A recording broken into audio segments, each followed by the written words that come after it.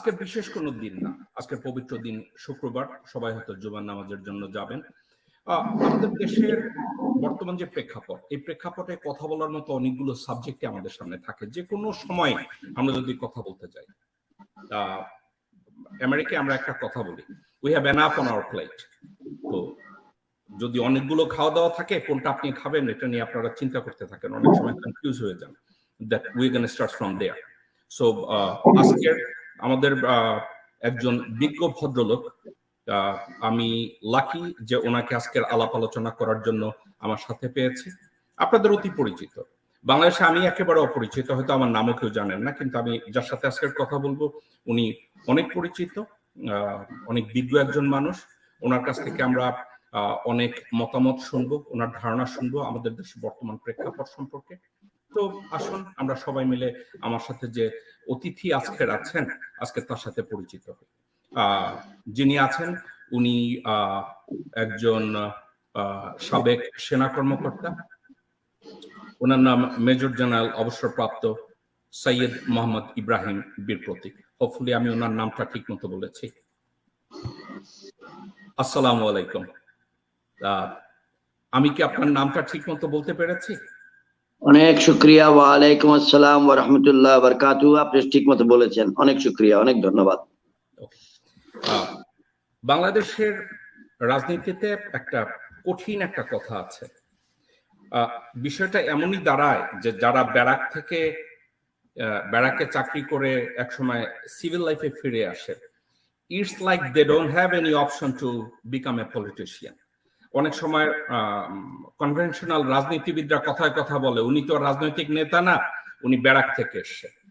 আপনি এই সাবজেক্টটা সম্পর্কে কি আমার দর্শকদেরকে একটু বুঝাবেন যে পৃথিবীর অনেক বরেণ্য নেতা ব্যারাক থেকে এসছে, ইনক্লুডিং জর্জ ওয়াশিংটন, ডেগল, আমি নাম সারাদিন বসে বসে বলতে পারবো।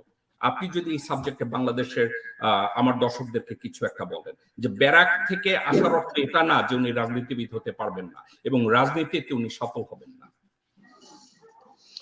জনাব জ্যাকব মিল্টন, আপনাকে অনেক শুভেচ্ছা এবং ধন্যবাদ যে আপনি আমাকে দাওয়াত দিয়েছেন উই আর দি পিপল অনুষ্ঠানে।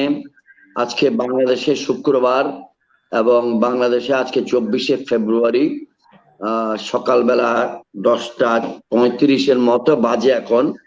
আমি আপনার দর্শক শ্রোতাদের সামনে উপস্থিত হয়েছি। দর্শক শ্রোতার প্রতি আমার পক্ষ থেকে শুভেচ্ছা এবং শ্রদ্ধা, ওনাদের প্রতি আমার সালাম। আসসালামু আলাইকুম।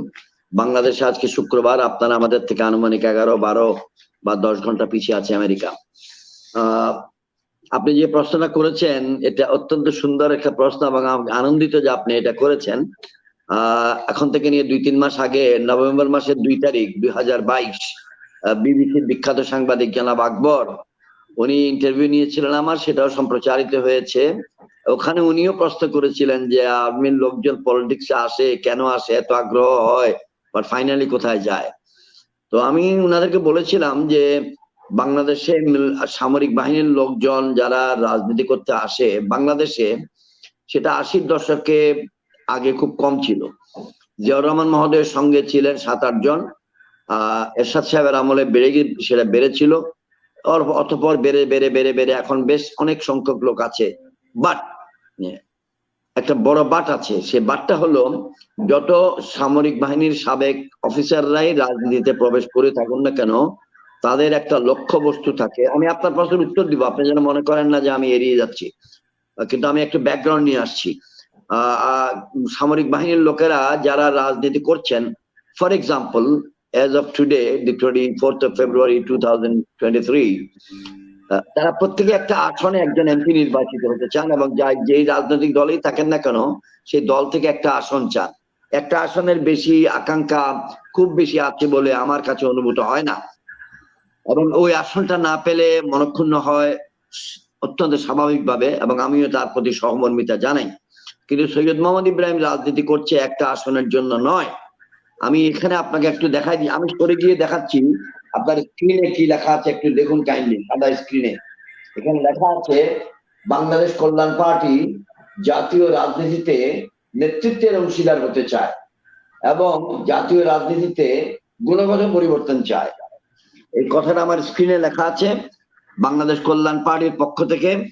আর একটা কথা লেখা আছে, একটু কাইন্ডলি দেখুন এদিকে, একটু একটু রেক্ট্যাঙ্গুলার আকারে খাড়া ভার্টিক্যালি লেখা আছে, গঠনমূলক পরিবর্তনে সময় লাগে, পরিশ্রম লাগে, ঐক্যবদ্ধ প্রচেষ্টা লাগে।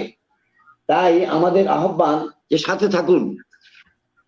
In other words, what I am trying to convey is যে আমি রাজনীতি করতে এসেছি with a view to try and bring about a change in the quality of our politics. আমাদের দেশের রাজনীতিতে গুণগত পরিবর্তন আনার জন্য। এখন এটা চাইলেই তো হবে না, তার জন্য দক্ষতা কার আছে কার নাই, এটা একটা বিরাট প্রশ্ন।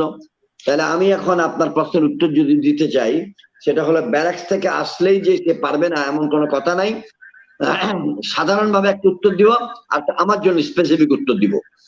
সাধারণভাবে উত্তরটা হলো, সামরিক বাহিনীর অফিসাররা সামরিক বাহিনীতে থাকা অবস্থায় শৃঙ্খলাবদ্ধ জীবন যাপন করতে অভ্যস্ত, তারা সময় মতো এখানে উপস্থিত হতে অভ্যস্ত, তারা দেরি না করার জন্য অভ্যস্ত, তারা আরেকজনকে সম্মান জানাতে অভ্যস্ত, তারা কার্টিসি জানে, তারা ভদ্র মহিলাদের জন্য কোনো একটা চেয়ার ছেড়ে দিতে অভ্যস্ত, তারা বুড়ো মানুষদেরকে সম্মান করতে অভ্যস্ত, তারা আর কি পারে, তারা যে কোনো একটা পরিস্থিতিকে সুন্দরভাবে অর্গানাইজ ম্যানারে বিশ্লেষণ করতে পারে, করে একটা রেজাল্ট দেয়, হুটহাট করে কোনো কিছু বলার জন্য অভ্যস্ত না।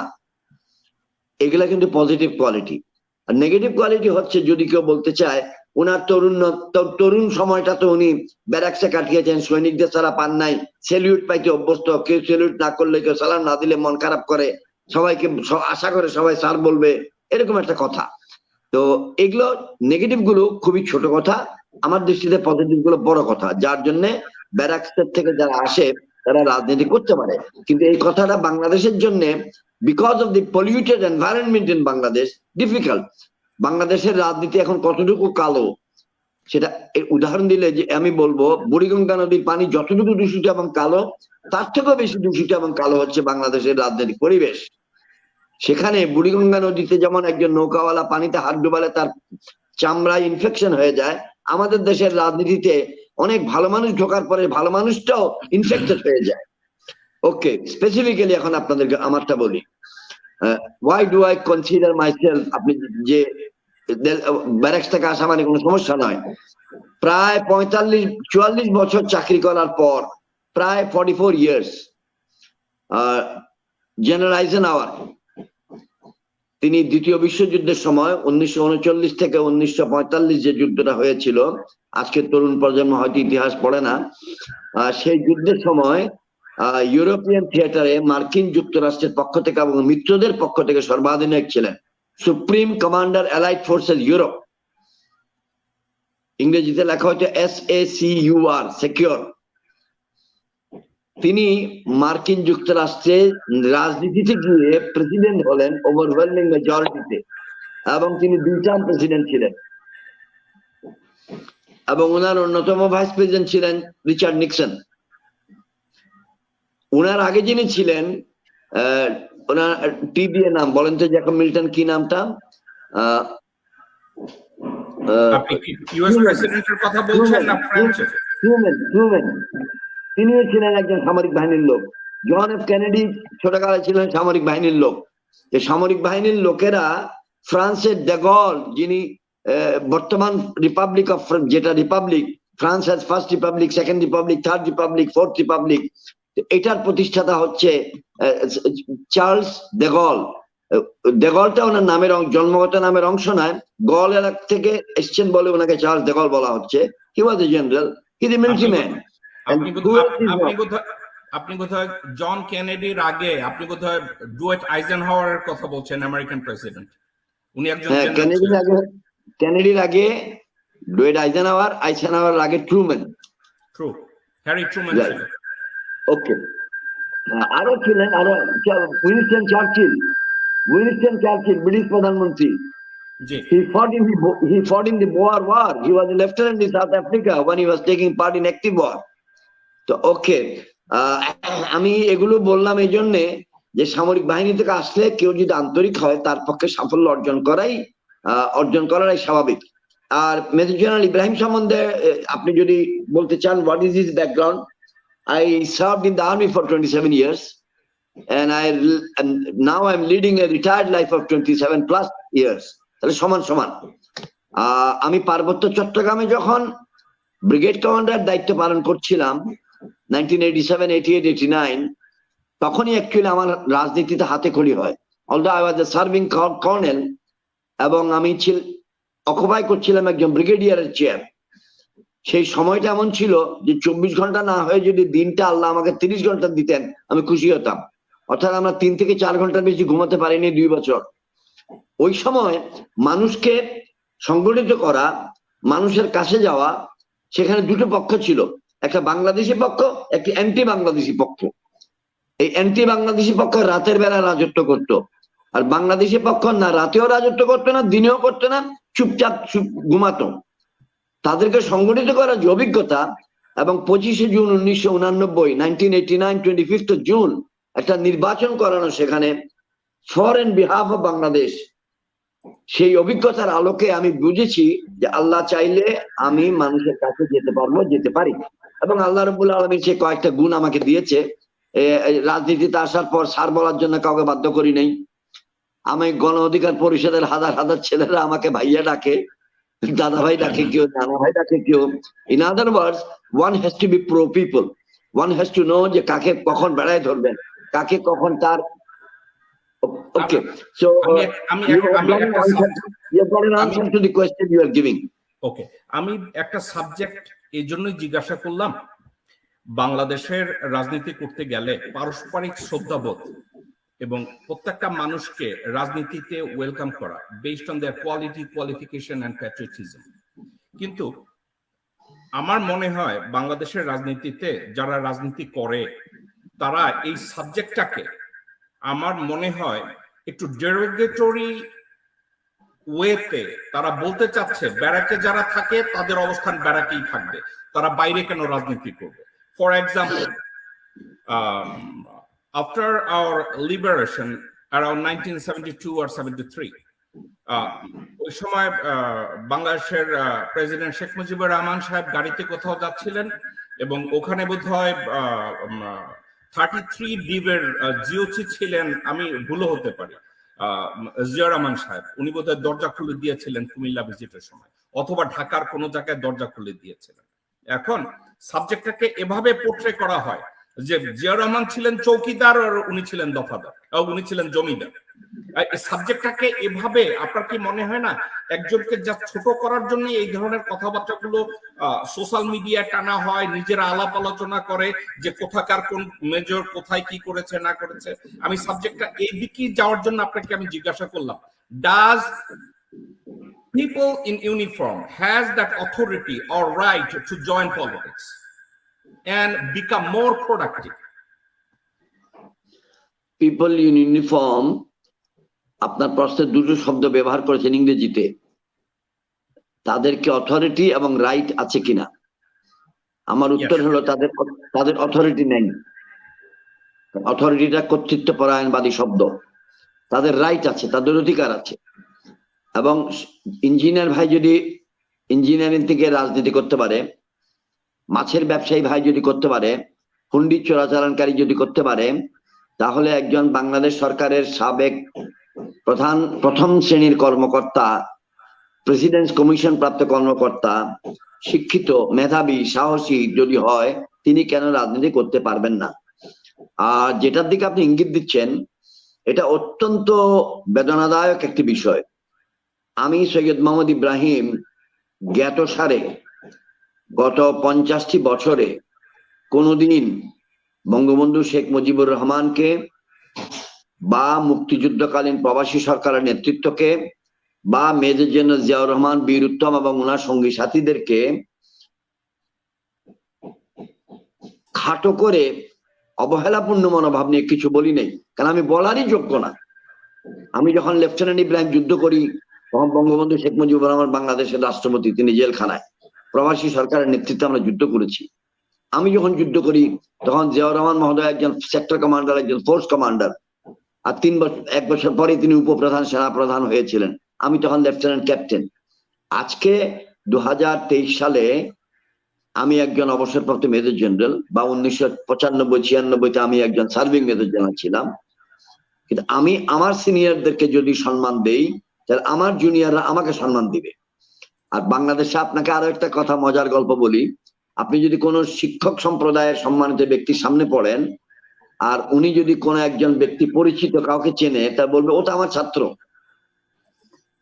মানে শিক্ষকগণ গর্ববোধ করেন বলতে যে ওনার ছাত্র একজন বড় হয়েছে। বড় হলে তো আপনাকে মেনে নিতেই হবে।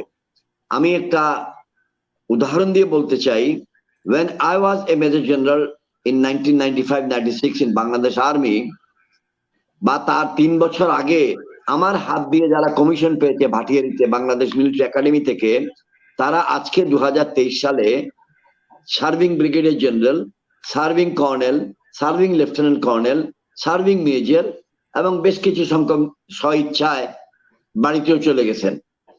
আমি তাদেরকে দেখলে কি অ্যাটিটিউড দেখাবো? আমি তাদেরকে দেখলে ওই অ্যাটিটিউডটা দেখাবো যেটা একটা র্যাঙ্কের জন্য প্রযোজ্য। ইট ইজ ইমমেটেরিয়াল যে সে আমার ক্যাডেট ছিল। এই প্রবণতাটা আমাদের রাজনীতিতে আনতে হবে। এই না আনার পিছনে আমাদের প্রচুর সংখ্যক রাজনৈতিক দল এবং প্রচুর সংখ্যক রাজনৈতিক নেতা দায়ী। কার্টিসি কস্ট নাথিং, এটা ইংরেজি প্রবাদ। সৌজন্যের কোনো টাকা পয়সার মূল্য নাই। সৌজন্য বন্ধুত্ব বাড়ায়, সৌজন্য কোনোদিন শত্রু বাড়ায় না।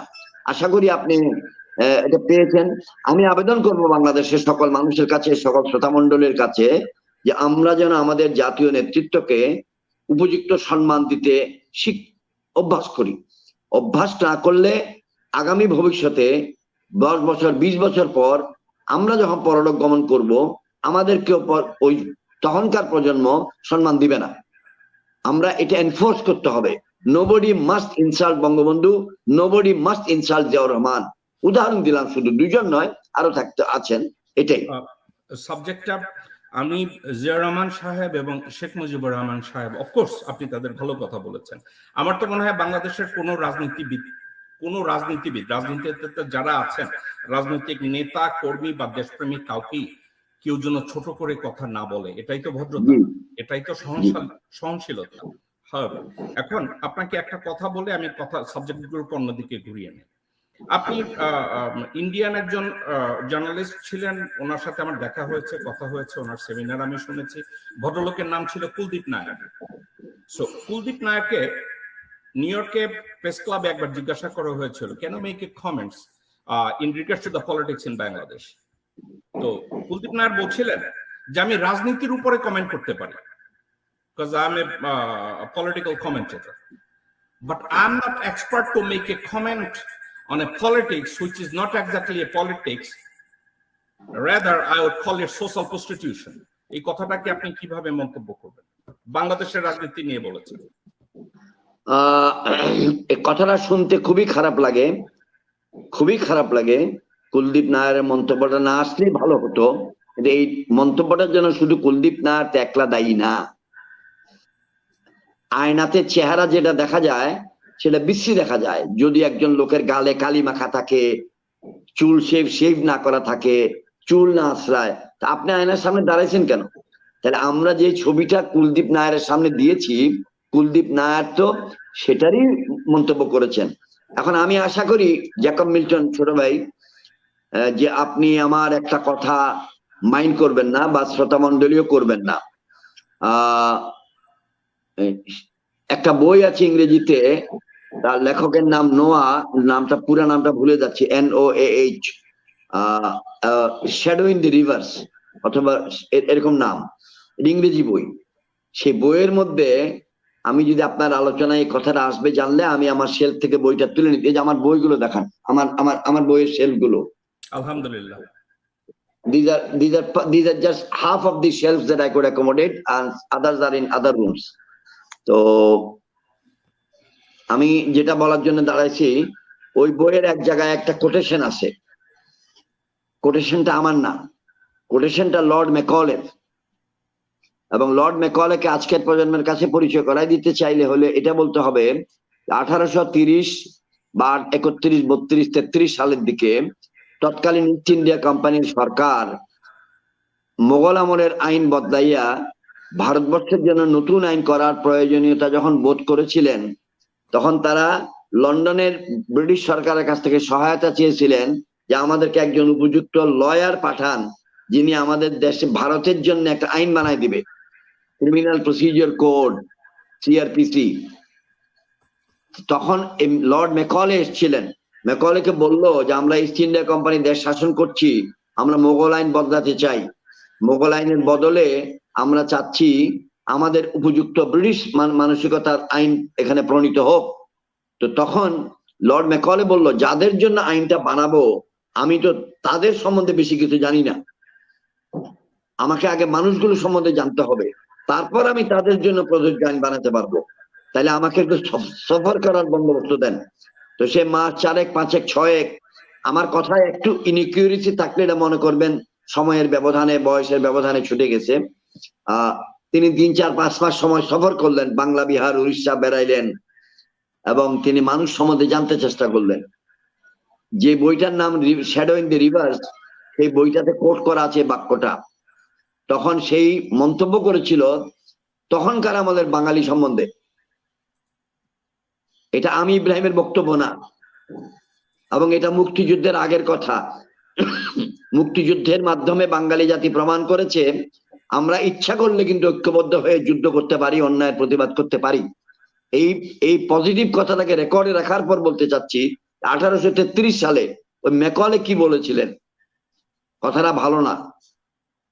ম্যাকলে বলেছিলেন অনেকটা এরকম, what the horns are to the bee, মৌমাছির নিকট হুলের যে গুরুত্ব, what the horns are, what the stings are to the bee, মৌমাছির নিকট তার হুলের কি গুরুত্ব, what the stings are to the bee, what the horns are to the buffalo, মহিষের নিকট বনে জঙ্গলে সিং দুটির যে গুরুত্ব,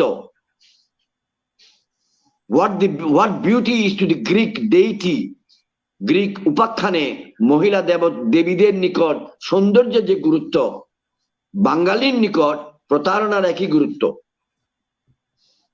বাঙালি লম্বা লম্বা কথা বলতে অভ্যস্ত, বাঙালি এক্সকিউজ দিতে অভ্যস্ত, এবং বাঙালি অজুহাত দেওয়ার ওস্তাদ।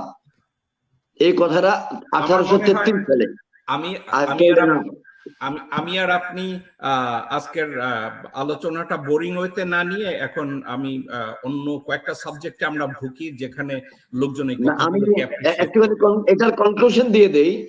1833 লর্ড ম্যাকলে যা বলেছিলেন, সেই সময় তো ইব্রাহিম ছিল না ব্রিটিশ সম্বন্ধে বলতে। তখন আমি তো বলতে পারতাম যে তুমি আমাদের একটা দিক দেখেছো, তুমি আমাদের গৌরবময় দিকটাকে দেখো নাই এবং বলো নাই। বাঙালি জাতি বা বাঙালি সম্প্রদায়ের যে গৌরবের দিক আছে, what Bengal thinks today, rest of India thinks tomorrow, and what Bengal did in 1971, very few other nations did in their times. আমরা যুদ্ধ করে একটা দেশ স্বাধীন করেছি, অন্যায়ের প্রতিবাদ করে, জীবন মরণ যুদ্ধ করে। এই কথাটা তো লর্ড ম্যাকলেকে পাচ্ছি না বলার জন্য। অতএব লর্ড ম্যাকলের কথাটাকে আমি কোনো মতেই সম্মতি প্রদান করছি না পুরোপুরি। আর আপনি যেটা বলেছিলেন যে আমরা একজন আরেকজনকে যেন খাটো করে কথা না বলি, সেটা আমার ব্যক্তিগত উদ্যোগ অবশ্যই। এখন আপনি একটু ইন্টারেস্টিং প্রশ্ন করেন যেন দর্শক মন্ডলী বোরিং ফিল না করেন। 2017 8ই এপ্রিল বাংলাদেশে বিদ্যুৎ সংকট এবং আদানির ইন্ডিয়া থেকে বিদ্যুৎ সাপ্লাই এগুলো নিয়ে বেশ টানন পোড়ন যাচ্ছে, কথাবার্তা যাচ্ছে। বাংলাদেশ গভর্নমেন্ট বোধহয় তাদের চুক্তিটা রিভিউর কথা বলছে। তো ইনফরমেশন গুলো একটু ঘাটাঘাটি করে আমি ওয়াশিংটন টাইমস আর ইন্ডিয়ান ডিপ্লোম্যাট এদের কিছু আর্টিকেল গুলো লেখাপড়া করার পরে একটা জায়গায় আমি দেখলাম যে বাংলাদেশের পিডিবির এবং বিদ্যুৎ ও জ্বালানি মন্ত্রণালয়ের সচিব সাহেবরা যখন ওই কন্ট্রাক্টটা তাদের হাতে দিয়েছিল, ওখানে কয়লার দাম নির্ধারণের ক্ষেত্রে কোনো ক্লজ ছিল না। আপনি কি এই ব্যর্থতাটা কি আদানিকে দিবেন নাকি পিডিবির এবং জ্বালানি ও বিদ্যুৎ মন্ত্রণালয় বাংলাদেশকে যারা রিপ্রেজেন্ট করতে গেছে আপনি তাদেরকে দিবেন? হাইকোর্টের একটা রায় আছে কোন একটা সময়ের, বাংলাদেশের মহামান্য আদালতের রায় আছে কোন একটা সময়ের কোন একটা জায়গায়, আমি পড়েছি, হুবহু বলতে পারছি না। রেপ নিয়ে যখন ঘটনা হয়, যদি একজন ভদ্রমহিলা তার স্বামী ব্যতীত অন্য একজন পুরুষের সঙ্গে সহবাস করেন, যৌনকর্মে লিপ্ত হন এবং খুশি মনে সে কর্ম সম্পাদন করেন, এটাকে কি রেপ বলা যাবে? না, it's going to be considered as consensual sex. ওকে, আমি উদাহরণটা এই জন্য দিলাম, আপনি যদি সুন্দরভাবে চেয়ারে আপনার পোশাক খুলে বসেন আর ইনভাইট করেন, ইট ইজ কনসেনচুয়াল সেক্স, তাই না? এক্স্যাক্টলি। বাংলাদেশের Are you saying that বিদ্যুৎ ও জ্বালানি মন্ত্রণালয় এবং পিডিবির লোকজনরা যা করেছে কনসেনসুয়ালি করেছে? সাবজেক্টটা কি ক্যাপিটাল ভাবে বলছেন? হয় তাদের ইচ্ছায় করেছে, নয় তাদের উপরস্থ ব্যক্তিদের হুকুমে করেছে। আর বাংলাদেশের বাণিজ্য বিদ্যুৎ ও জ্বালানি মন্ত্রণালয় এবং পিডিবির লোকজনরা উপরোক্ত ব্যক্তি বলতে আপনার কি মনে হয় deputy secretary, additional secretary or someone else? আপনি ইন্ডিকেটিভ প্রশ্ন করছেন। এটা বাংলাদেশে যা কিছু হয় বেশিরভাগ কাজ হয় রাজনৈতিক কর্তৃপক্ষের নির্দেশে। আমলাতন্ত্র নিজেরা দুর্নীতির জন্য নির্দেশ দিচ্ছেন। যখন তারা দেখেন তাদের উপরে যথেষ্ট দুর্নীতির আদেশ আসছে, দুর্নীতির কথা বলা হচ্ছে, তখন উনি বলেন আমি উনার জন্য যদি 5 কোটি টাকা চুরি করতে পারি, তা আমার নিজের জন্য 1 কোটি চুরি করতে দোষ কোথায়? So it is a mixture. আদানির জন্য যে কথাটা বললেন, ওই চুক্তিনামাটা বোধ হয় 162 পৃষ্ঠা লম্বা। তো এটা 162 পৃষ্ঠা লম্বা, লিঙ্কটা আমাকে কেউ একজন দিল, লিঙ্কটা আমি খুলতে পারলাম না, আর 162 পৃষ্ঠা প্রিন্ট করার মতো সুযোগ আমার কাছে না থাকাতে আমি এটা পড়তে পারলাম না। ফর ইউর ইনফরমেশন, অরিজিনাল যে চুক্তিটা সেটা হচ্ছে 368 পেজ। বাংলাদেশে আপনাদেরকে যেটা দেওয়া হয়েছে is less than half of it. তো অত লম্বা চুক্তি পড়ার জন্য পেলে আমি ম্যানুয়ালি পড়ে ফেলতাম, 362 পড়ে ফেলতাম। কারণ বাংলাদেশের যতগুলো আত্মঘাতী চুক্তি আছে, উদাহরণস্বরূপ রামপাল বিদ্যুৎ কেন্দ্র নিয়ে যে চুক্তি হয়েছে সেখানে আত্মঘাতী ক্লজ আছে, এবং আদানির সঙ্গে বিদ্যুৎ পাচ্ছেদের যে চুক্তি, এটাতে প্রচুর আত্মঘাতী, পুরো চুক্তিটাই আত্মঘাতী। তো এটা নিয়ে আমাদের সচেতন মহলের জানা উচিত। যদি বেয়াদবি না নেন, আমি স্পেসিফিক একটা সাবজেক্ট সম্পর্কে কথা বলতে চাই। ওখানে কয়লার ক্লজ না থাকায় বাংলাদেশ গভর্নমেন্ট এবং পিডিবি কে আদানি গ্রুপ একটা কাগজ ধরায়া দিচ্ছে কয়লার বিল হিসাবে। যে বিলটা ধরেছে পার মেট্রিক টন $423। ওয়ারাস যখন চুক্তিটা সাইন করেছে এবং আজ অবধি মার্কেটে পার মেট্রিক টন কয়লার ভ্যালু আছে $215। এখন এটা একটা দিক। আমরা যখন পিডিবি কে নিয়ে কথা বলেছি বা বিদ্যুৎ ও জ্বালানি মন্ত্রণালয়কে নিয়ে কথা বলেছি, তাদের একটা কথা যে তারা যখন চুক্তিটা সাইন করেছে 2017 এপ্রিল 8, তারা বলেছে একই সঙ্গে একটা সিকিউরিটি এমওইউ সাইন হয়েছে। ওই সময় বাংলাদেশের থেকে যারা গিয়েছে পিডিবি এবং জ্বালানি এবং বিদ্যুতের, তাদেরকে বলা হয়েছে সামনে যা দেয় সাইন করবা, কারণ তার কিছুদিন পরেই ছিল 2018 পাতানো নির্বাচন। তো এখন আমি অনেক সময় গালিগালাজ করি যে বাংলাদেশের বিদ্যুৎ ও জ্বালানি মন্ত্রণালয়ের সচিবগুলো এরা কি গাঁজা খায়, নাকি ওখানে গিয়ে গাধার মতো বসে থাকে, নাকি না কিছু পরেই সাইন করে দিয়ে আসে। এখন তারা যদি কাউন্টার দিয়ে বলে দ্যাট আমাদেরকে বলা হয়েছে যে কোনো কিছু দেখার দরকার নাই, জাস্ট সাইন করে দাও, whom should we blame? The political authority of Bangladesh.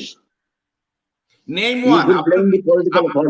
আপনার কি মনে হয় বিএনপি বা আওয়ামী লীগ এরা যদি গভর্নমেন্ট ফর্ম করে, আপনার কি মনে হয় হাসিনা শেখ বা বেগম খালেদা জিয়া এদের দুইজনের অথরিটির বাইরে এই পার্টির ভিতরে এমন কি আর কেউ আছে যাদের কথায় ডানের থেকে বায়ে একটা পশম নড়ে? নড়ে না। তাইলে আমি কি, do you think it would be fair that since Hasina Sheikh is running that illegal government and she is the one who ordered to sign all those things without review, is it fair? আপনি তো আপনার টক শোটা সীমিত করে ফেলেছেন। আমি আপনার থেকে 5 মিনিট টাইম দিচ্ছি, whether you like it or not, give me that 5 minutes, Please. যাতে আপনি এবং আপনার সম্মানিত দর্শক শ্রোতা পরিষ্কার হয়। 1991 সালে আমি ডাইরেক্টর অফ মিলিটারি অপারেশনস ছিলাম বাংলাদেশ সেনাবাহিনী সদর দপ্তরে। 90-91 আমি 90 এর জুন মাসের 26 তারিখ থেকে 93 এর মার্চ মাসের 26 তারিখ পর্যন্ত 2 বছর 9 মাস ছিলাম। 29th of April 1991 বাংলাদেশে প্রচন্ড একটা ঘূর্ণিঝড় হয়েছিল। সেই ঘূর্ণিঝড়ের সময় বাংলাদেশের প্রধানমন্ত্রী মাননীয়া খালেদা জিয়া চায়নাতে ছিলেন। সেনাবাহিনী প্রধান ছিলেন general Nuruddin, chief of the general staff ছিলেন বর্তমানে মরহুম major general Mohammad Abdul Salam of Khulna. আমি ছিলাম তাদের তৃতীয় ব্যক্তি লাইন অফ কমান্ডে। বা লাইন অফ স্টাফ ওয়ার্কে, কমান্ড না, সরি। তো আমি ডাইরেক্টর মিলিটারি অপারেশন ছিলাম, আমরা সেনাবাহিনী মোতায়েন করেছি, সবকিছু করেছি। ঘূর্ণিঝড়ের পরে আবিষ্কার হলো পতেঙ্গায় BF base Zahur, Bangladesh Air Force base জহুরে একটা বা দুটা বা কয়েকটা প্লেন ক্ষতিগ্রস্ত হয়েছে ঘূর্ণিঝড়ের কারণে। এবং বিএনএস ঈসা খান যে নৌবাহিনী ঘাঁটি আছে চট্টগ্রামে কর্ণফুলী নদীর তীরে, সেখানে একটা বা দুটো জাহাজ ক্ষতিগ্রস্ত হয়েছে।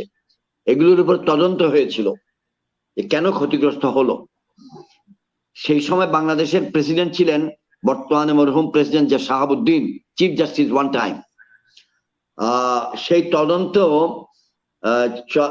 যখন হলো, সেই তদন্ত কমিটি তো রিপোর্ট দিল, কিন্তু সেই তদন্তে যারা চট্টগ্রামে নৌবাহিনী বা বিমান বাহিনীর দায়িত্বে ছিলেন তাদের অনেকেই চিহ্নিত হলেন যে আপনাদের জন্য আপনাদের ভুলের জন্য এই কাজটা হয়েছে বা আপনাদের অবহেলার জন্য এই কাজটা হয়েছে। এখন মজার কথাটা বলি, জাস্টিস শাহাবুদ্দিন প্রশ্ন করেছিলেন যে বাংলাদেশ বিমান বাহিনীর প্রধান ঢাকায় অবস্থানরত, যিনি পুরা বিমান বাহিনীর জন্য দায়ী, এবং বাংলাদেশ নৌবাহিনী প্রধান যিনি ঢাকায় অবস্থানরত পুরা নৌবাহিনীর জন্য দায়ী, উনাদের কর্মকাণ্ডটা আপনারা উনাদের দায়িত্বে পালনের ধারাবাহিকতাটা খতিয়ে দেখেন নাই। এবং according to chief justice and acting president Shahabuddin, উনার মতে তৎকালীন বাংলাদেশ বিমান বাহিনী প্রধান এবং তৎকালীন বাংলাদেশ নৌবাহিনী প্রধান মহোদয় দোষী ছিলেন যে আপনারা ঢাকায় অবস্থান করলেও আপনারা যথেষ্ট তদারকি করেন নাই। It is your failure in command, discharge of your duty. তদন্ত কমিটি যদিও নৌবাহিনী প্রধান এবং বিমান বাহিনী প্রধানের নাম লিখেন নাই, কিন্তু জাস্টিস শাহাবুদ্দিন লিখে দিয়ে বললেন ইনাদেরকেও শাস্তি পেতে হবে, এবং ওনাদের জন্য শাস্তিটা ছিল অকালীন অবসর প্রদান। ওনাদের মেয়াদ শেষ হওয়ার আগে ওনাদেরকে অবসর দেওয়া হয়েছিল। এটা দিয়ে আমি বোঝাতে চাচ্ছি, চেইন অফ কমান্ডে বাংলাদেশের বোয়ালখালীতে যদি একটা ভালো কাজ হয় আর তার কৃতিত্ব যদি বর্তমান মাননীয় প্রধানমন্ত্রী নেন, তাহলে বাংলাদেশের বোয়ালখালীতে যদি মার্ডার হয় তার অপকৃতিত্ব তো ওনাকেই নিতে হবে। এবং যত দুর্নীতি হচ্ছে, হাজার হাজার দুর্নীতি, এর জন্য মানুষ কিন্তু পয়েন্ট করছে রাজনৈতিক সরকারের কাছে, এবং তার বৃহদাংশ আবার পয়েন্ট করে সর্বোচ্চ কর্তৃপক্ষের কাছে দিকে। তাহলে আমরা বলতেই পারি বাংলাদেশ সরকারের গ্রিন সিগন্যাল পেয়েই এই দুর্বল চুক্তিটা করা হয়েছে। আমি পাশাপাশি আপনি যে উদাহরণটা দিলেন, it's a good example, but at the same time I would say that we are talking about milk, not yoghurt. আমি কথাটাকে কি জন্য বললাম? Chain of command, you can hold the chief of air staff and chief of navy, you can hold them accountable. At the same time, it's really big organization and organized entity of Bangladesh Navy and Bangladesh Air Force. কিন্তু বাংলাদেশের political existence বর্তমানে যেটা, এটাকে আপনি কি বলবেন প্রাতিষ্ঠানিক কোনো রাজনীতি আছে যেখানে পারিবারিকভাবে দুইটা রাজনৈতিক দলের দুইজন নেত্রী কারো পরামর্শ ছাড়া এককভাবে সিদ্ধান্ত গ্রহণ করেন? আমি আপনাকে একটা কথা বলি, আপনি কথাটা হয়তো চিন্তা করলে একটু বুঝতে পারবেন। আমি একসময় রিপাবলিকান পার্টির ইলেকশন দেখার জন্য আমি হিউস্টন টেক্সাসে গেলাম। তো আমার খুব শখ ছিল যে আমি প্রেসিডেন্ট জর্জ ওয়াকার বুশ, মানে ছেলে বুশের সাথে আমি কথা বলবো। তো ওই সময় ডেমোক্রেটিক পার্টির একজন ইলেকটোরাল ওটাকে কি বলে, ক্যাম্পেইনার, আমি ভদ্রলোকের নাম এই মুহূর্তে মনে করতে পারছি না, আবার বলবো। ও মনে হয়েছে, আমিও বুড়ো হয়ে গেছি আপনার মতো। ভদ্রলোকের নাম ছিল জেমস কারভিল। ভদ্রলোকের নাম ছিল জেমস কারভিল। অত্যন্ত ঝানু একজন রাজনীতিবিদ। উনি কথায় কথায় বলছিল that George Walker Bush is the worst president that America ever had. তো আমি এই সাবজেক্টটাকে চিন্তা করলাম যে জেমস কারভিল অত্যন্ত এক্সপেরিয়েন্সড একজন মানুষ, উনি কিভাবে জর্জ বুশকে ওয়ার্স্ট প্রেসিডেন্ট বললেন। কিন্তু একটা পর্যায়ে আমি ডেমোক্রেটিক কনভেনশনে যখন গেছি, আমি এবং অন্যান্য বেশ কিছু লোকজন বলতে বাধ্য হয়েছে he is one of the smartest president American can ever have. কথাটা কেন বলছে? জর্জ বুশ জানতেন যে উনি অত ভালো ছাত্র ছিলেন না। উনি জানতেন সিদ্ধান্ত নেয়ার ক্ষেত্রে he is not a good decision maker, he is not A someone decisive.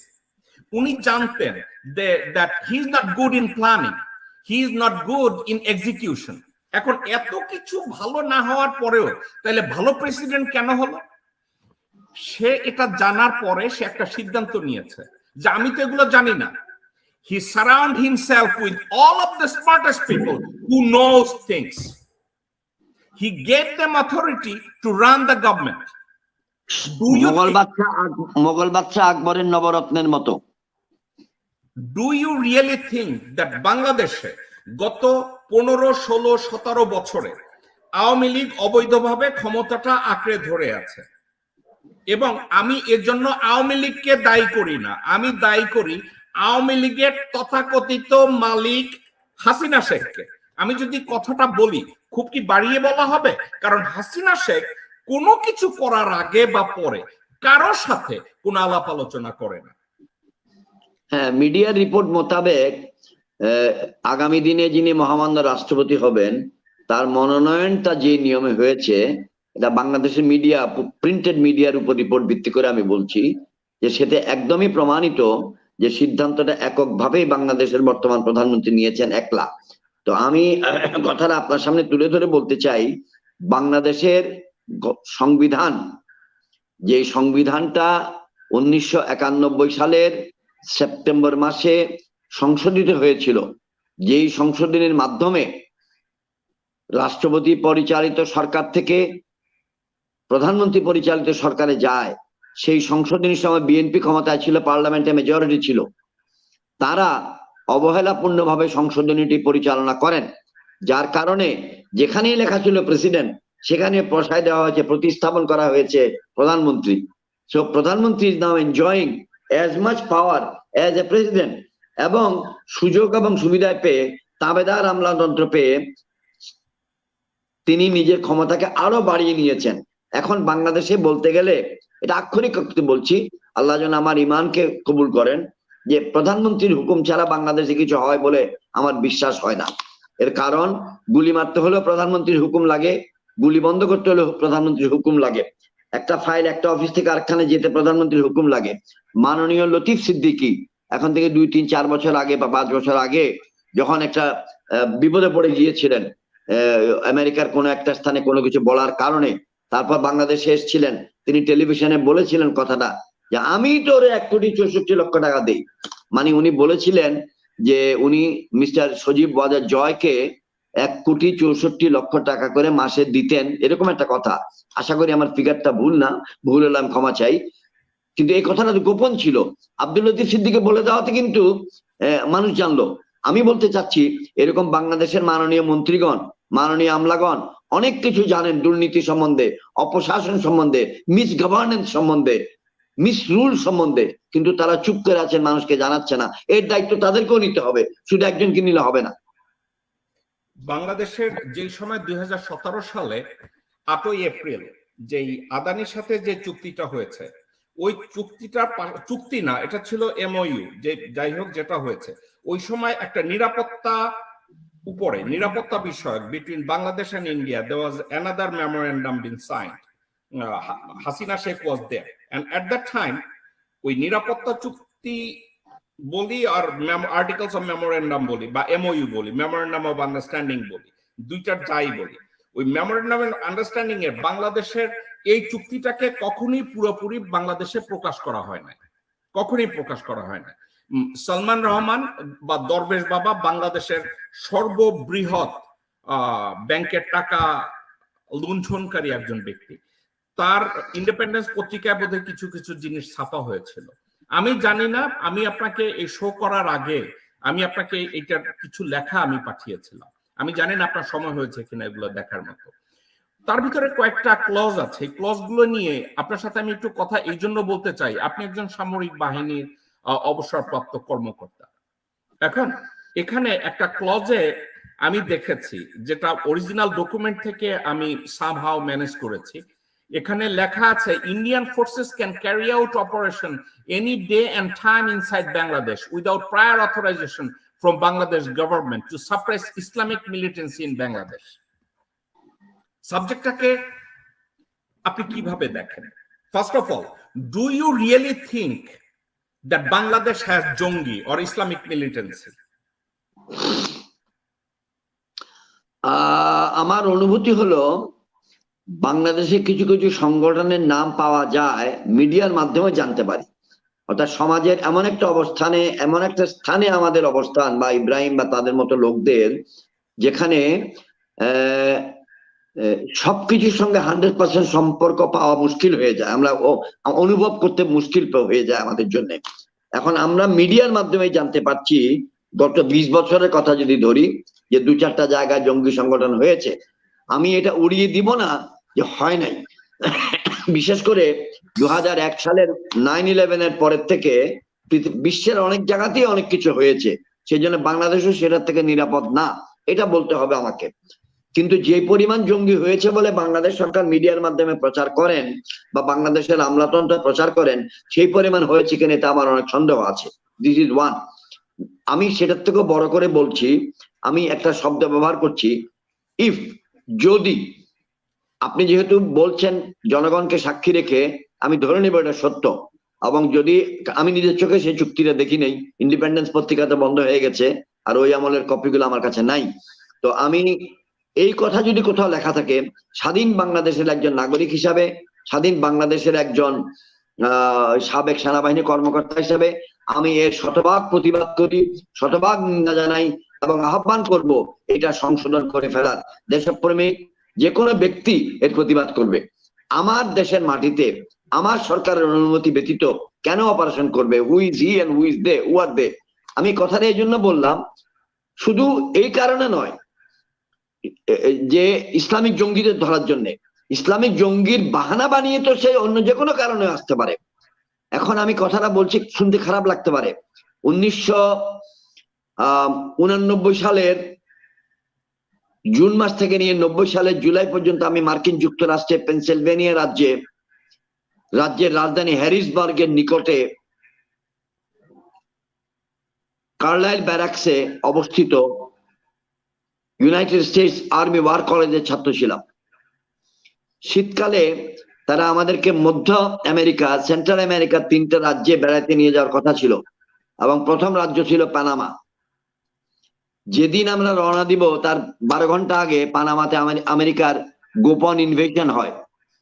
তারা 36 সেনা নামিয়ে পানামা রাজ্যের, পানামা নামক দেশটির রাষ্ট্রপতি ভবনের ছাদে নেমে রাষ্ট্রপতি নরিয়াগাকে গ্রেপ্তার করে নিয়ে আসে।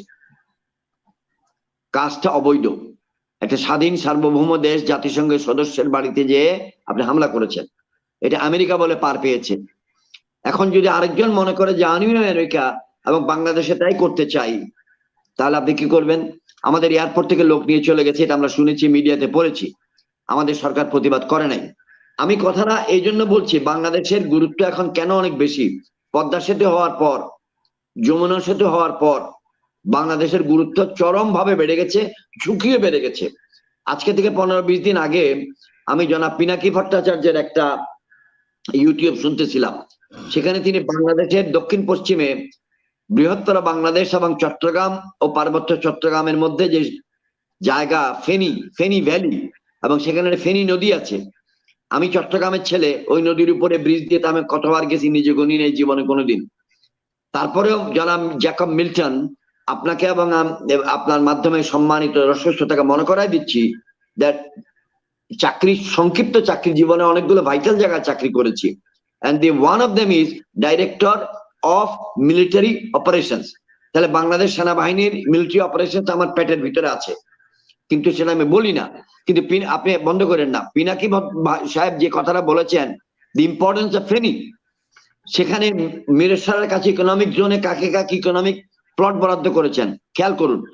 আমি এই জন্য বললাম, এই চুক্তিটা 17তে করেছে তারা 22, 23, 24, 29, 30 সালকে খেয়াল করে।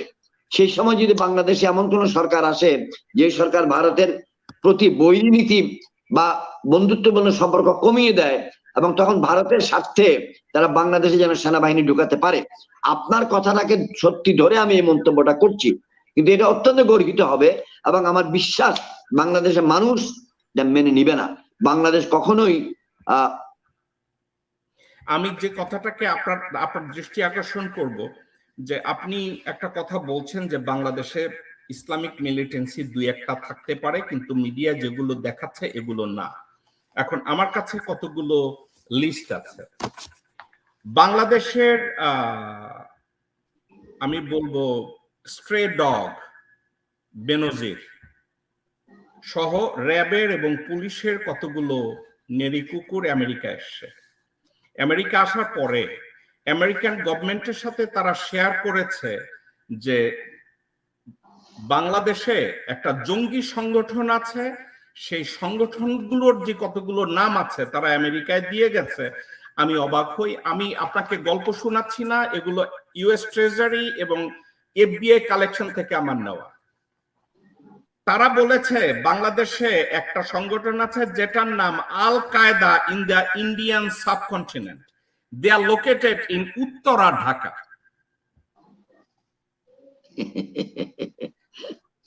এক।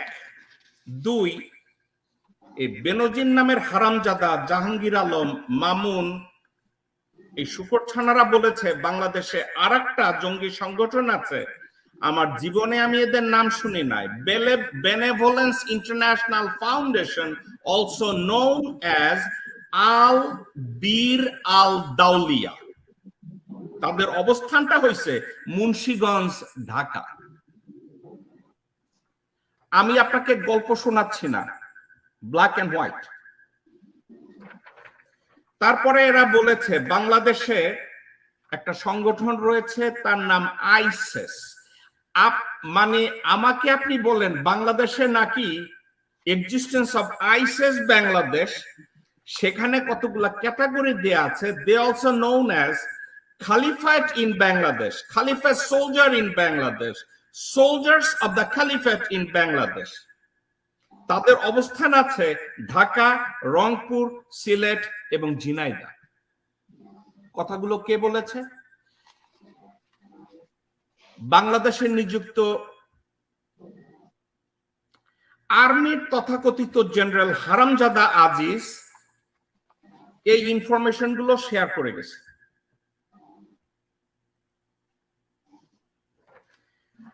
আপনাকে আমি যদি লাইন ধরে দেখি আপনি একটু অবাক হবেন, বলবেন এত বড় লিস্ট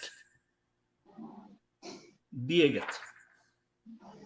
আমেরিকানদের যখন এই লিস্টটা দেওয়া হয়েছে যে বাংলাদেশে এত জঙ্গি আছে, তো বাংলাদেশ চিন্তা করেছে there is no substitute. Hasina Sheikh is the one, she can control all the jongibad.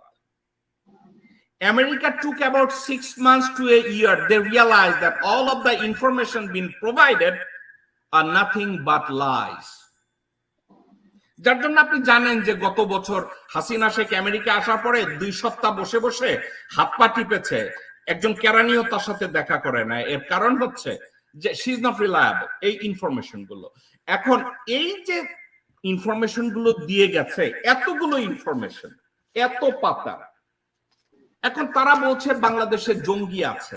আপনি কি পৃথিবীর এমন একটা কান্ট্রির কথা বলতে পারবেন যারা নিজের থেকে ওয়েস্টে গিয়ে, specially a country like America or United Kingdom or Germany, ওখানে গিয়ে বলবে আমার দেশে এতগুলো জঙ্গি আছে? Do you think they are a responsible politician or do you consider them as patriot? নিজের সংসারের খবর, নিজের হাড়ির খবর প্রতিবেশীকেও জানাতে মানুষ কিন্তু 3 বার চিন্তা করে। কিন্তু এগুলো তো false information, that's not real. এগুলো হাড়ির খবর না, এগুলো বানোয়াট। এবং বানোয়াট ইনফরমেশন গুলো যখন দেয় তখন তো রাষ্ট্রের ক্ষতি করার জন্য, নিজের ব্যক্তিগত স্বার্থে উদ্ধারের জন্য দেওয়া হয়। সুতরাং এটাকে পজিটিভলি নেওয়ার কোনো অবকাশ আমি দেখছি না। আমি পজিটিভলি নিব না। আমার দেশের সম্বন্ধে মেড আপ ফেক ইনফরমেশন কেন দেওয়া হবে? ব্যক্তিগত স্বার্থ, রাজনৈতিকভাবে দলীয় স্বার্থ উদ্ধারের জন্য সারা দেশটাকে আপনি অপমানিত করবেন, এটা গ্রহণযোগ্য নয়। However, আপনি যেরকম ভাবে বলেছেন, আমি কেন এর উপরে বিস্তারিত মন্তব্য দিতে পারছি না, আপনি যখনই দেখাচ্ছেন আমরা তো সেটা পড়তে পারছি না। আমরা যদি সময় পাই তার উপরে মন্তব্য করতে পারবো। আবার এটার উপরে মন্তব্য করতে আমি অনেক বেশি সময় নিতে চাই না, কারণ আমি এমন কোনো মেকানিজম আমার সামনে নাই, এমন কোনো পন্থা আমার সামনে নাই যে বাংলাদেশের ভিতরে বসে to test the veracity of the information, the truthfulness of the information. But I believe what you are doing from your level, you have access to information, you are giving your opinion. আমার opinion আমি straight বলি, পৃথিবীর বহু দেশেই জঙ্গি সংগঠনের জন্ম হয়েছে 9/11 এর পরে। বাংলাদেশে যে হয় নাই এই কথা বলা যাবে না, তবে দৃঢ়ভাবে বিশ্বাস করি যতটুকু পরিমাণ মিডিয়া হাইলাইট করেছে ততটুকু কোনোদিনই না। এবং এটা করা হয় ওই একটা কথায় আপনার সঙ্গে একমাত্র নিশ্চিত যে আমি এই রাজনৈতিক সরকার ব্যতীত বাংলাদেশকে জঙ্গি মুক্ত রাখার মতো আর কেউ নাই। এবং বর্তমান রাজনৈতিক সরকার বারবার বলে বিএনপি জামাত জঙ্গি সৃষ্টি করছে, বিএনপি জামাত জঙ্গি সৃষ্টি করছে, বিএনপি জামাত জঙ্গি সৃষ্টি করছে। এই কথাটাকে তারা আমেরিকা বা পৃথিবীর সামনে তুলে ধরতে চায় যে আওয়ামী লীগ জঙ্গি সৃষ্টি করে নাই, তাহলে আওয়ামী লীগের বাংলাদেশকে নিরাপদ রাখবে, তোমাদের জন্য বাংলাদেশ নিরাপদ যদি আওয়ামী লীগ ক্ষমতায় থাকে। It is purely a political game. ক্ষমতায় থাকার জন্য তারা নিজের দেশের সম্ভ্রম, নিজের দেশের ইজ্জত সবকিছু নষ্ট করছে। So sad, it's extremely sorry. I didn't mean to cut you off, but in the future, I'm going to share some information. I'm gonna email you some of the information so that in the future, you and me, we can have a dialogue. But I'd like to share one information. If you like to make a comments, feel free to do it. If you don't want to make a comments, I would understand. আমার information অনুযায়ী হলি আর্ডিসনে যে জঙ্গি তৎপরতা যে অ্যাটাকের কথা বলা হয়েছে এটাও ছিল সেটআপ। আপনি কোনো মন্তব্য করবেন? না, থ্যাংক ইউ। ওকে, এখন 2017 সালের 8ই এপ্রিলে যে চুক্তি না এগেইন মেমোরেন্ডাম অফ আন্ডারস্ট্যান্ডিং, ওখানে আরেকটা 2 নম্বর ক্লজ ছিল, Indian forces will be under no obligation to inform any Bangladeshi government agencies before or after their operation. আমি আপনার এই ধারাটা এর আগের ধারাটা থেকে আরো বেশি ডেঞ্জারাস। বাট আমি কিন্তু জ্যাকব মিল্টন, আমার বেয়াদবি মাফ করবেন, বাংলায় দুষ্টামি করে ক্লাস 4-5 আমরা পড়তাম, আপনিও পড়েছেন, এক বন্ধু আরেক বন্ধুর সঙ্গে ইফ যদি ইজ হয় বাট কিন্তু হোয়াট মানে কি, এরকম একটা কথা। I am relying on your statement, not mine. If it is true, it is highly dangerous for a sovereign country. Bangladesh নামক স্বাধীন সার্বভৌম রাষ্ট্রের জন্য এটি আত্মঘাত। How can a government allow this চুক্তি? 1971 সালের অক্টোবর মাসে বাংলাদেশের মুক্তিযুদ্ধ চলাকালীন সময়ে একটা 25 বছর মেয়াদী চুক্তি হয়েছিল। সেখানেও কিছু ধারা ছিল যেগুলো দেশের জন্য ক্ষতিকারক, এবং বঙ্গবন্ধু এসে তার বিরুদ্ধে প্রতিবাদ করেছিলেন। আর বর্তমানে বঙ্গবন্ধু কন্যার রাজনীতির কারণে আপনার কথাগুলো যদি সত্য হয়, আমার তো নিরাপত্তা বলতে জিরো। এবং যমুনা সেতুর মাধ্যমে যদি ইন্ডিয়ান ট্রুপস মুভ করে চলে যায় আগরতলা পর্যন্ত, অথবা পদ্মা সেতুর মাধ্যমে যদি তারা চলে যায় আগরতলা পর্যন্ত, আপনি কি করবেন? যদি এই চুক্তির বলে, সেটা চুক্তিটাই দেখাবে এই চুক্তি আমাকে অ্যালাউ করে। এবং বসংবদ কোন বাহিনী যদি দেশপ্রেমে উজ্জীবিত না হয়, তখন আপনি কি করবেন? এটা তো দেশের নিরাপত্তার জন্য, জনগণের নিরাপত্তার জন্য মারাত্মক হুমকি। আমি একটা কাউন্টার প্রশ্ন করি আপনাকে। আপনি যে তথ্যগুলো আপনি এখানে উল্লেখ করছেন, আপনি কি সেটা আপনার কোন পাবলিক সোশ্যাল মিডিয়াতে শেয়ার করেছেন বা কোন মিডিয়াতে let the people of the country know? Yes, I did. এবং আমি যেই কয়বার শেয়ার করেছি, বাংলাদেশ গভর্নমেন্টের একটা ডিপার্টমেন্ট আছে, তারা ফেসবুককে বলেছে জ্যাকব মিল্টনের এই পেজটাকে যে কোনো সময় ব্লক করতে হবে, এবং তারা একের পর এক ব্লক করছে। এবং আমাকে ফেসবুক থেকে লিগালি জানানো হয়েছে এই পোস্টটা আমরা রিমুভ করব। এখন আমি লাকি যে তারা করতে পারে না, কারণ I am surrounded by 386 attorneys. Facebook 2 জন অ্যাটর্নি দিছে, আই পুট 5 অ্যাটর্নিস, তো তারা রিমুভ করতে পারে না। এখন সমস্যা হচ্ছে আমি ফাইট করছি আমার একটা নিউজকে দাঁড় করায় রাখার জন্য। এখন আমি আপনাকে বলি, this is not a question, with you all respect to the citizen, all citizen of Bangladesh, আপনার কি মনে হইতেছে আমি ইংরেজিতে যে প্রশ্নগুলো আপনার সাথে আলাপ আলোচনা করছি, how many percentage of the Bangladeshi people would realize the depth of this agreement? Exactly what is it?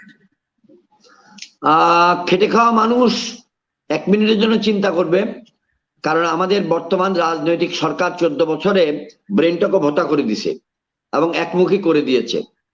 ভোতা এবং একমুখী।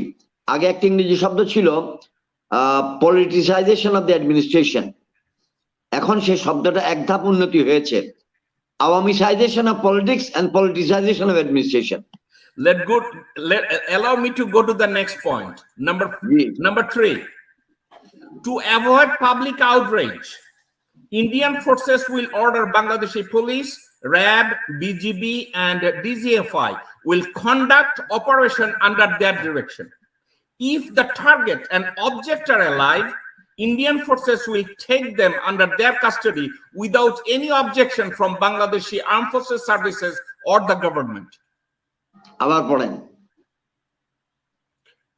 To avoid public outrage, Indian forces will order Bangladeshi police, RAB, BGB, DGFI to conduct operation under their direction. If the target and object are alive, Indian forces will take them away under their custody without any objection from Bangladesh Armed Forces Services or government. এরকম তো ঘটনা দুটো হয়েছে, মিডিয়ায় পেয়েছি। এখন নীতিগতভাবে এটা আপনি আমার মতো একজন ব্যক্তির কাছ থেকে কেমনে সম্মতি আশা করেন আমি তো জানি না। সম্মতি চাচ্ছে না। How destructive these elements of that memorandum of understanding. ছোটকালে আমি ওই লেখাপড়া করার সময়, আমি তো অঙ্কে একটু দুর্বল ছাত্র, যার জন্য জীবনের অঙ্ক এখনো মিলাতে পারি নাই। ও সেখানে a+b² মানে হলো a+b² অ্যালজেব্রায় একটা বক্তব্য ছিল, তো এরকম শিখেছিলাম। ও একটা গল্প বলি। গল্প হলো আমি 1983 সালের 1982 November December royal military college of science Shrivenham England লেখাপড়া করতেছিলাম। তিনি ইনস্ট্রাক্টর ছিলেন রবার্ট বেইলি, লেফটেন্যান্ট কর্নেল। কোন একটা কারণে তিনি ওই বাইনারি ম্যাথমেটিক্স নামে একটা বিষয় পড়াইতেছিলেন। এটা আমি আজও কিছু বুঝি না, আমার বোঝার এখন তার বয়স নাই, সম্ভাবনা দরকারও নাই। হঠাৎ করে বললেন 10⁶। আমি ক্যালকুলেটর নিয়ে 10কে 6 বার পূরণ দিতেছি একটার পর একটা, যেটা কি দাঁড়ায়। তো কর্নেল বেইলি বললেন, হাই কর্নেল এব্রাহাম, ওই ইব্রাহিমকে আব্রাহাম বলতে ইব্রাহাম বলতে এরকম, hi colonel Abraham, what are you doing? আমি বললাম, colonel, I am trying to find out what is 10⁶। I am multiplying 10 6 times.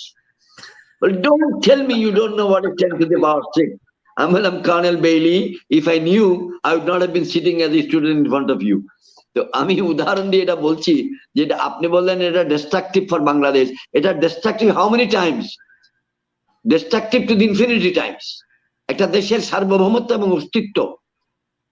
আপনি খেয়াল করুন, গত কিছুদিন পূর্বে 5 6 7 8 9 মাস আগে বোধ হয় বাংলাদেশ সরকারের কাছে একটা প্রস্তাব দেওয়া হয়েছে ভারত, আমাদের প্রতিবেশী রাষ্ট্র ভারতের পক্ষ থেকে, যে পলাশবাড়ি এলাকা দিয়ে গাইবান্ধার সরাসরি ইন্ডিয়ান থেকে মহেন্দ্রগঞ্জ আসামে একটা লিংক রোড করার জন্য, একটা হাইওয়ে করার জন্য, যাতে করে ইন্ডিয়া ট্রানজিট পায়।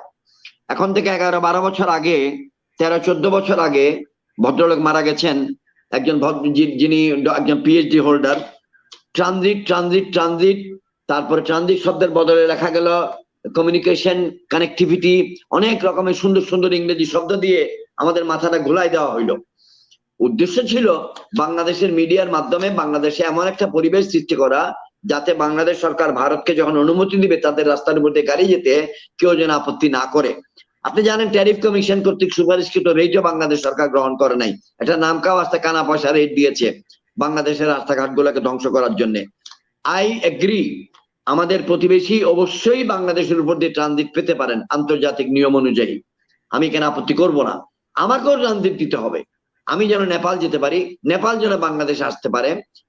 কারণ মৌলিকভাবে 90% বেনিফিট কিন্তু ইন্ডিয়ার জন্য, কারণ ইন্ডিয়া 2টা খণ্ডে বিভক্ত, মূল ইন্ডিয়া এবং নর্থ ইস্ট ইন্ডিয়া। এই 2টা খণ্ডের মধ্যে যুক্তি, একটা রাস্তা বের করার জন্যই ভারতকে আমাদের মাধ্যমে ট্রানজিট নিয়েছে। এখন আসামের জঙ্গিরা বাংলাদেশে আছে, এইরকম একটা ধারণা থেকে তাদেরকে ধরার জন্য ভারত সরকার সমস্ত কায়দা কানুন বের করে রেখেছে। ফাইনালি এটা আসামের জঙ্গি না হইয়া এটা যদি বাংলাদেশে রাজনৈতিক সরকারের আরেকটা বাংলাদেশি রাজনৈতিক প্রতিপক্ষকে ধরার জন্য আসে, আপনি কি করবেন? তাহলে বাংলাদেশ একটা সম্ভাবনা আছে ওইরকম একটা পরিবেশে বাংলাদেশে গৃহযুদ্ধ শুরু হবে। কারণ বাংলাদেশ সেনাবাহিনী, বাংলাদেশ বিজিবি, বাংলাদেশ আনসার, বাংলাদেশ গ্রাম প্রতিরক্ষা বাহিনী, বাংলাদেশ কোস্টগার্ড, বাংলাদেশের সাধারণ জনগণ, খেটে খাওয়া মানুষ, তারা কি এটা মেনে নিবে যে আমার দেশের ভিতরে প্রতিবেশী রাষ্ট্রের বাহিনী এসে আমার দেশের পুলিশ, বিজিবি, র্যাবকে অর্ডার করে এগুলো কাজ করাচ্ছে, এবং সেটাতে একটা গৃহযুদ্ধে সামিল হয়ে যেতে পারে, একটা গৃহযুদ্ধের সূচনা হয়ে যেতে পারে। এটা তো দেশের জন্য খুব ক্ষতিকারক। Allow me go to the number 4 point. Number 4. Under no circumstances, Bangladesh Armed Forces Services, including Bangladesh Police, RAB, BGB, or DGFI, will carry out operations inside Indian soil. এটা তো কুইট প্রো আর হইল না, আপনি তো সব একতরফা নিলেন।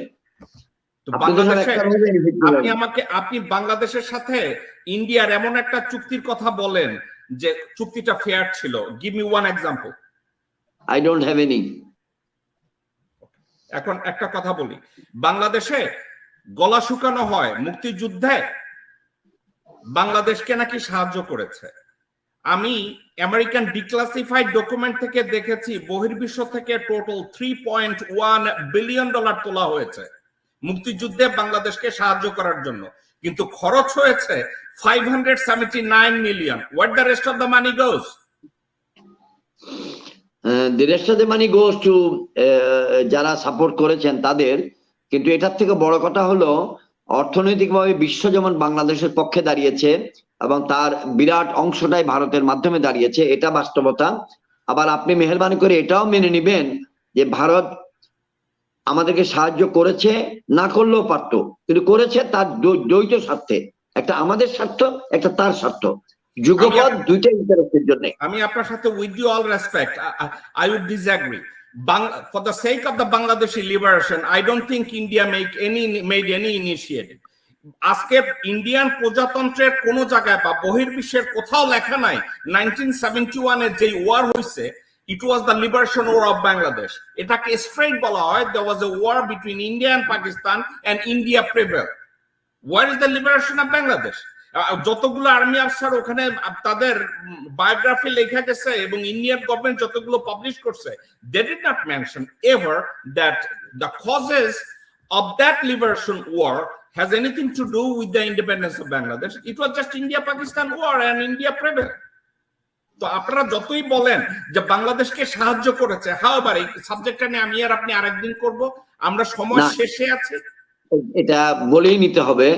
You are not the only one. You are not the only one, Mr. Jacob Milton, যে কথাগুলো তুলছেন। বাংলাদেশের একজন অতি বিনীত নাগরিক, দরিদ্র নাগরিক, গুনাহগার বান্দা আল্লাহর সৈয়দ মোহাম্মদ ইব্রাহিম গত 20টি বছর এই প্রসঙ্গে সোচ্চার আছেন। এখন থেকে 9 বছর বা 8 বছর আগে উদাহরণস্বরূপ একটি সিনেমা বানানো হয়েছিল, যে সিনেমাটার নাম হচ্ছে গুন্ডে। বাংলা শব্দ গুন্ডা না, হিন্দি শব্দ গুন্ডে। গুন্ডে সিনেমার প্রতিপাদ্য বিষয় ছিল 71-এর যুদ্ধটা ভারত এবং পাকিস্তানের যুদ্ধ, এবং তারা বাংলাদেশ নামক একটি রাষ্ট্র বাঙালি জাতিকে উপহার দিয়েছে। তার প্রতিবাদে যদি কোনো বান্দা বাংলাদেশে প্রতিবাদ করে থাকে, তো 1 নম্বরে ছিল সৈয়দ মোহাম্মদ ইব্রাহিম এবং সবার আগেই ছিল তিনি। সো আপনার কথাগুলো যেমন সত্য, তেমন সেই কথাগুলো কিন্তু স্পেসিফিক্যালি এই বান্দার জন্য সত্য নয়। আমি মনে করি বাংলাদেশকে 1971 সালে জেনারেল ওসমানী নিয়ে এখন থেকে 4-5 মাস আগে, আপনি অ্যাকচুয়ালি আমি আর আপনি অপরিচিত ছিলাম, there are more than 900 YouTube content আমার নিজের, সেটা চেঞ্জ টিভিতে চেঞ্জ টিভিতে 250 কন্টেন্ট আছে, আমার চ্যানেল আইতে 250 কন্টেন্ট আছে, প্রায় মোর দেন 200 নাও। এনটিভিতে আছে, এসএ টিভিতে আছে, বাংলা টিভিতে আছে, নাই কোন এটিএন বাংলায় আছে, নাই কোথায় জানি না, কারণ যেদিন থেকে বাংলাদেশে স্যাটেলাইট টেলিভিশন এসছে তার 6 মাস পরের থেকে আমি টিভিতে যাওয়া শুরু করেছি। So I live up to a reputation, এবং আমার সবগুলো কথা আমার বইয়ের মধ্যে লিখে রেখেছি, বইটাও দেখাই দেই। এটা কোনো সময় যদি আপনি পান এটা পড়বেন, এটা পিডিএফ ই কপি আছে, এটা না মিশ্র কথন। যে রাজনীতি নিয়ে আপনাকে বলেছিলাম যে আমার হাতে খড়ি হয়েছে, এটা পার্বত্য চট্টগ্রাম শান্তি প্রক্রিয়া নিয়ে, আর এই বইটা দারুণ হিট হয়েছে। এটা বাংলাদেশের মুসলমানদের জন্য লিখেছি, অমুসলমান সবার জন্য, about the history of the battles of Islam. আপনাকে কথাটা বলার পিছনে কারণ I agree with you, আপনার সঙ্গে সহমত পোষণ করছি যে বর্তমান ভারতীয় বুদ্ধিজীবী এবং ইতিহাসবিদগণ আমাদের মুক্তিযুদ্ধকে অবমূল্যায়ন করেন টু এন ইনফিনিট এক্সটেন্ট। আমাদের যুদ্ধটাকে, আমাদের কৃতিত্বটাকে আমাদেরকে দেয় না, এবং এর জন্য বাংলাদেশের রাজনৈতিক সরকারের গাফিলতি এবং অবহেলাও দায়ী আছে, কারণ আমরা উপযুক্ত প্রতিবাদটা করছি না। আমাদেরও তো মিলিয়ন ডলার খরচ করতে পারতাম আমাদের যুদ্ধটাকে তুলে ধরার জন্য। এখন আমাদের যুদ্ধে রণাঙ্গনে যারা যুদ্ধ করেছে আমাদের থেকে বড় সাক্ষী তো কেউ দিতে পারবে না, কিন্তু এই সাক্ষীটা কোনোদিন নেওয়া হয় না, কারণ বর্তমান রাজনৈতিক সরকার রণাঙ্গনের মুক্তিযোদ্ধাদেরকে বৈরী মনে করে। This is very sad matter, I am sharing with you. এরপরে একদম সময় শেষ, আপনার পরবর্তী কথাতে যেতে আমি প্রস্তুত আছি, আপনি আছেন কিনা জানি না। বাংলাদেশের স্বাধীনতায় ইন্ডিয়া এত উপকার করেছে, এটা নিয়ে সবাই মাথা ঘামাচ্ছে। স্বাধীনতার পর বাংলাদেশে একটা অঞ্চলে অস্ত্র দিয়ে একটা গ্রুপকে আর্ম করা হয়েছে বাংলাদেশের আর্মির সাথে, পুলিশের সাথে যুদ্ধ করার জন্য। এটা বাংলাদেশ হিল ট্র্যাক্সে তখন বলা হইতো শান্তি বাহিনী বা এই ধরনের কিছু একটা। তাদেরকে অস্ত্র সরবরাহটা আসলে কে করেছিল? এই সাবজেক্টটা নিয়ে যারা বলে, যারা গলা শুকায় যে ইন্ডিয়ানরা, ভারতীয়রা বাংলাদেশকে স্বাধীন করায় সহায়তা করেছে, এই সাবজেক্টটা কতজন মানুষ আমি দেখেছি আপনার বই, আপনি এটার উপরে লিখেছেন। এই যে আর্ম গ্রুপটাকে কারা তৈরি করেছে আপনি নিজেই জানেন। Answer is here. General Ibrahim, আজকে সকালে আপনার সাথে আমার পরিচয় হয়েছে। আজকের আমি আর আপনি কিছু কিছু বিষয় নিয়ে কথা বলেছি। অনেক বিষয় আছে যেগুলো নিয়ে আমার মনে হয় আমি আর আপনি 1 ঘন্টার প্রোগ্রাম করলেও আমাদের কাজ হবে না, আমরা কথা বলতে পারবো। আমি প্রচন্ড লাকি যে আপনি আমাকে আজকের অল্প সময়ের মধ্যে আপনি আমাকে সময়টা দিয়েছেন। হোপফুলি আমি আর আপনি আবার অন্য কিছু একটা সাবজেক্ট নিয়ে কোনো একদিন আপনার যদি সময় থাকে আমরা সময় করে নেব, আবার আমরা ক্যামেরার সামনে আসবো। আপনি ভালো থাকবেন। আপনাকে অনেক ধন্যবাদ। আপনার মাধ্যমে আপনার দর্শক শ্রোতা যারা এই মুহূর্তে দেখছেন তাদের প্রতি পুনরায় শ্রদ্ধা জ্ঞাপন করছি, তাদের নিকট দোয়া প্রার্থনা করছি আল্লাহ যেন আমাদের সবাইকে সুস্বাস্থ্য দেন, ঈমান ঠিক রাখেন, দেশপ্রেম ঠিক রাখেন। দ্বিতীয়ত, যারা আগামীতে আপনার অনুষ্ঠানটা দেখবেন, এই এই ইউটিউবে দেখবেন, এখানে ওখানে দেখবেন, তাদের প্রতিও একই প্রার্থনা এবং একই শুভেচ্ছা আমার পক্ষ থেকে জানালাম। বাংলাদেশের রাজধানী ঢাকা মহানগরীর মহাখালী ডিওএইচএস আমার বাসস্থান থেকে আপনার সঙ্গে ইউটিউবে যুক্ত হয়ে আমি আল্লাহ রাব্বুল আলামিনের প্রতি কৃতজ্ঞতা প্রকাশ করছি, কারণ অনেকগুলো কথা বলার সুযোগ আমরা পেয়েছি। যদিও আপনি যতটুকু উত্তর আশা করেছেন ততটুকু এক্সপ্লিসিট উত্তর আমার পক্ষে দেওয়াটা ন্যায়সঙ্গত, যুক্তিসঙ্গত ভাবে সম্ভব হয় না বা হবে না, তারপরেও আমরা অনেক কিছু বলতে চেষ্টা করব বা শেয়ার করতে চেষ্টা করেছি। আপনাকে অনেক ধন্যবাদ। ইনশাআল্লাহ আগামী দেখা হবে। আপনার সঙ্গে পরিচয় হয়েছে আমার বাংলাদেশ সময় 23 ফেব্রুয়ারি রাত্রে 10:30টায়। 23শে ফেব্রুয়ারি রাত্রে 10:30টায় মোবাইল ফোনের মাধ্যমে ভয়েস কথা কনভারসেশনে পরিচয় হয়েছে। আর ঠিক 12 ঘন্টা পর সকাল 10:30টায় আপনার সঙ্গে আপনাকে এখানে আসলাম। আমিও ফ্রি ছিলাম, আপনি দাওয়াত দিয়েছেন, আমি কবুল করেছি। ফ্রি না থাকলে আমি নিতে পারতাম না। তো আপনি আমাদের জন্য দোয়া করবেন। আর দেশবাসী এবং আপনার শ্রোতা মন্ডলীর কাছে চাই সকলের জন্য আমার পক্ষ থেকে শ্রদ্ধা এবং শুভেচ্ছা। Bangladesh is passing through a very very critical time. Unfortunately আমাদের কন্যারা, আমাদের ভাইয়েরা, আমাদের সন্তানেরা কোনোখানে নিরাপদ নয়। তারা আমি বললে ভুল হবে, বঙ্গবন্ধু জীবিত থাকলে, শহীদ রাষ্ট্রপতি জিয়াউর রহমান জীবিত থাকলে একই কথা বলতেন। আমি কি বিশ্ববিদ্যালয় বানিয়েছি আমার কন্যাদেরকে ডেকে ডেকে বিভক্ত করার জন্য? এটাই তো প্রশ্ন করতেন। এর উত্তর কে দিত? আর উত্তরটা কি দিত? আমি কি আমার এই বাংলাদেশ বানিয়েছি আমার টাকাগুলো বিদেশের মাটিতে নেওয়ার জন্য? আপনাকে একটা কথা বলে রাখি, 1975 সালের 9 জানুয়ারি বা 11 জানুয়ারি, 9 জানুয়ারি বা 11 জানুয়ারি আমি ভুলে যাচ্ছি, কুমিল্লা সেনানিবাসে অস্থায়ী বাংলাদেশ মিলিটারি একাডেমিতে বাংলাদেশের প্রথম ব্যাচ কমিশনের শর্ট সার্ভিস কমিশন 1, যেটা সদস্য অবশ্য মরহুম মেজর সাইদ ইস্কান্দার, বর্তমানে আমেরিকাতে বসবাসকারী general Moeen Ahmed, lieutenant general ATM Zahirul Alam, উনাদের কমিশন উপলক্ষে প্রধান অতিথি ছিলেন বঙ্গবন্ধু শেখ মুজিবুর রহমান। বঙ্গবন্ধু শেখ মুজিবুর রহমান যে বক্তব্য বা ভাষণ সেই অনুষ্ঠানে দিয়েছিলেন, এটা বাংলাদেশের রাজনৈতিক সরকার বাজায় না, বাজাতে দেয় না, শুনে না, শুনতে দেয় না। আপনাদের নিকট আবেদন, বর্তমান বাংলার প্রজন্মকে এই বক্তব্যটা শোনাবেন। আমার হাতে সেই শক্তি বা ক্ষমতা নাই। Thank you very much. আল্লাহ হাফেজ। আসসালামু আলাইকুম। ইব্রাহিম সাহেব, আসসালামু আলাইকুম। হোপফুলি আপনার সাথে আবার তাড়াতাড়ি দেখা হবে এবং কথা হবে। ভালো থেকেন।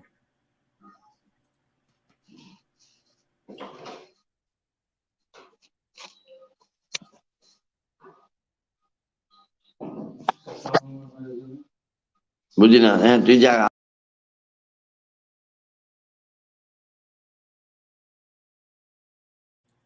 বাংলাদেশে আপনারা যারা আছেন, আপনাদের হয়তো জুমার নামাজ পড়তে যাবেন, আপনাদেরকে সবাই জুম্মা মোবারক। হোপফুলি আপনাদের সাথে আবার খুব শীঘ্রই দেখা হবে। সবাই ভালো থাকবেন। আসসালামু আলাইকুম।